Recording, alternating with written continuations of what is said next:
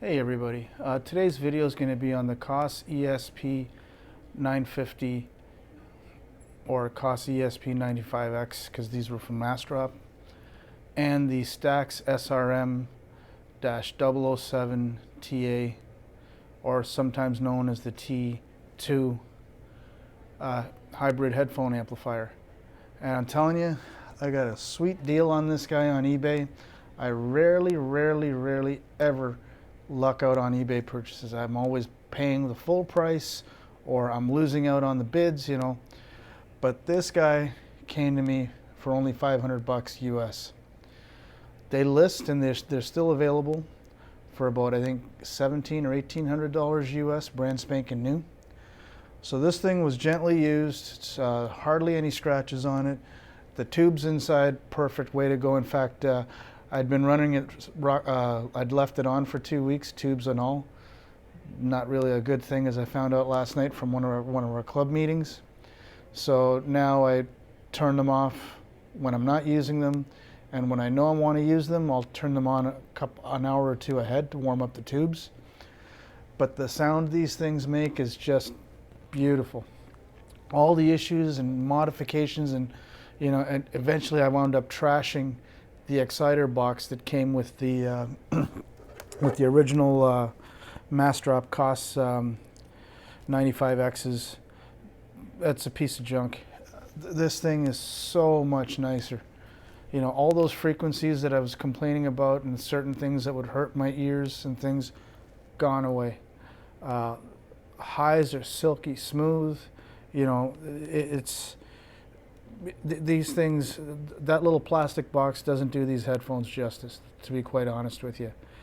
The one tricky thing with these, of course, Darren Fong's website has the pinouts for converting the Koss to STAX adapter, and basically I'd made a dongle, and hopefully you guys can see it there on the screen. This is the 5-pin STAX. The old plastic box was good for one thing and one thing only: stealing the panel mount connector out of it. So on Darren's website, he does sell a cable that essentially does this, that you just basically plug your headphones into and away you go. So, but it's 100 and change. But he's also nice enough to supply the pinouts. So I basically did that, and I had a hell of a time trying to get these differential pairs to, correct pin on the right, color and all that stuff. And again, Darren's pinouts are correct. There's no argument there. It was just my usual, I was excited and a little frustrated too. But at the end of the day, I managed to get these 5 pins to mate up with these 5 pins. The other thing I found too was, as soon as I did that, I used 18 gauge wire, right, to solder between the pins and all that. And basically this is the old school type pin connectors where you slide the wire in and then you just dab a bit of solder on the top and away you go. It's done. You don't have to do anything else. Slide the wire in, solder, that's it. I started getting static noise out of the left channel electrostat. So what the hell's going on?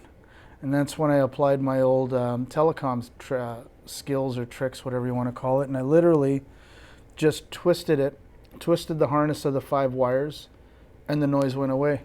So I said to my wife, hold these 2 connectors, twist it, and then while you're twisting, I'm going to wrap the tape around it to keep everything in place. And it worked perfectly. No noise, absolutely dead silence, nice super black backgrounds, and away you go. Oh, I did have to order the STAX 5-pin from Moon Audio up in North Carolina. It was 15 bucks, but it was well worth it. And you can resolder the crap out of these pins without damaging them, as I found out the hard way.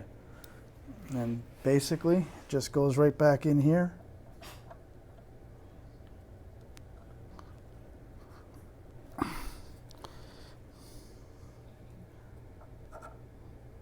Oops, that way. And it's done. So to get back to the sound quality of this, it's just I love it. The other trick too I found out is this big beautiful volume knob. It's actually a dual concentric knob. The skinny one's for the left and the fat one's for the right. Because it was driving me nuts. I couldn't adjust the left and right balance. And then when I took a closer look up here, you know, when I was taking a picture to show off to my friends, oh, okay, that's the left and right concentric. So, you know, away we go. And the beauty of this is also that I love is it's got XLR inputs on the back. There's basically, it's almost like a miniature preamp if you think about it. Input 3 is the XLR, input 2 is RCA, input 1 is RCA. If you wanted to have a headphone party, you could plug another pair of STAX or Koss headphones into the secondary jack, right? And away you go. So there's not too much else to report other than, yeah, I love the sound. It was an excellent bargain. And, you know, on those days where everybody's got headphones on in the apartment or my wife wants to take a break from headphones, I'll pop mine on, you know, do my work stuff, and then at the same time, you know, I've got these beautiful electrostatics to listen to. Problem with the electrostatic headphones is I've been finding, especially with my latest acquisitions, which will be the next video, I now know what proper treble and high-end response should sound like. And when you go back to cones and domes or cones period, you know, an equalization, it only gets you so far. So yeah, I've got the electrostatic bug now, but I can't really afford a pair of Martin Logan's, you know, or Roger Sanders, you know, audio systems or something like that. So that's all right. You know, I want to listen to electrostatics, put on my headphones, and life is good once again. Thanks again, everybody, for watching, and see you soon in the next video. Thanks. Bye.